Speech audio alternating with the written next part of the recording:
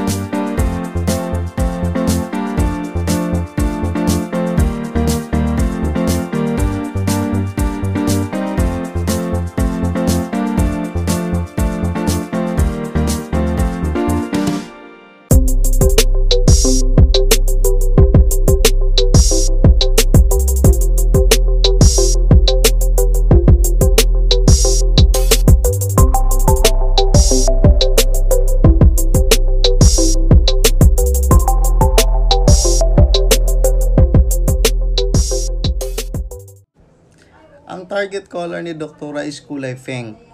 Pero dahil madalas na namin ginagawa to, na-anticipate niya na ang kulay pink mabilis mag-fade. Kaya ang ginagawa namin, ang ginagamit naming kulay is kulay red. Dahil ang red, after 1 week, nagiging pink na yan at maglalas siya ng matagal. Aabot pa siya ng more than 1 month or 2 months bago siya magiging puti ulit na parang bleach na lang. Unlike pag ginamit natin yung pastel pink, mas mabilis mag-fade yon. Within 1 week mo lang siya ma-enjoy.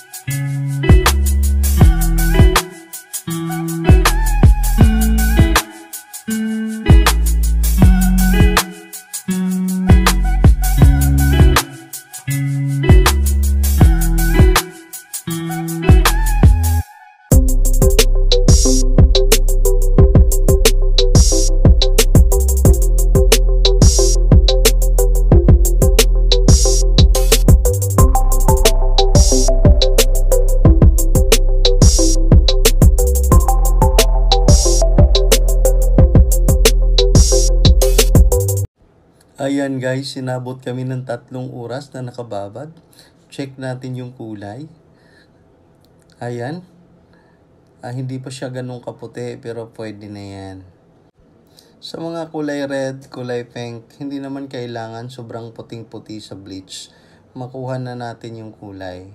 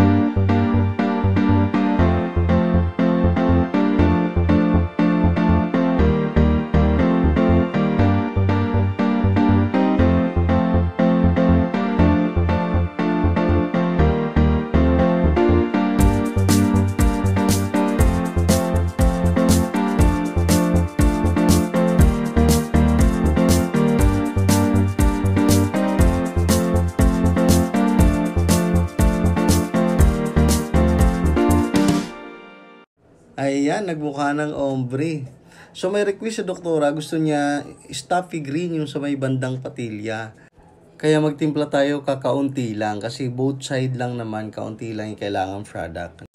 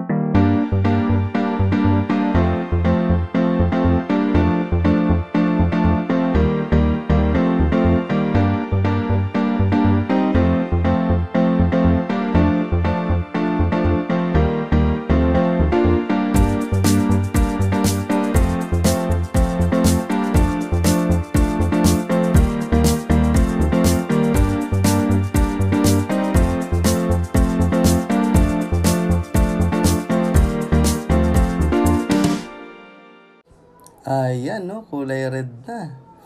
Blower na tayo. Yun ang sinasabi ko guys, kahit kulay-kulay yan, hindi nagtatagal, bawat paligo mo, magiging kulay pink din yan.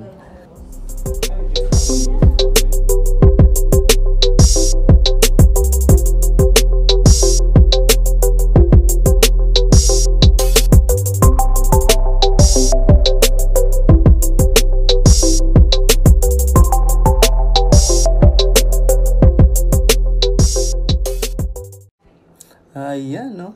Yan ang sinasabi ko, kulay green sa may patilya. And also kulay red. But eventually, magiging kulay pink na rin yan. Ayan, no? Tapos na.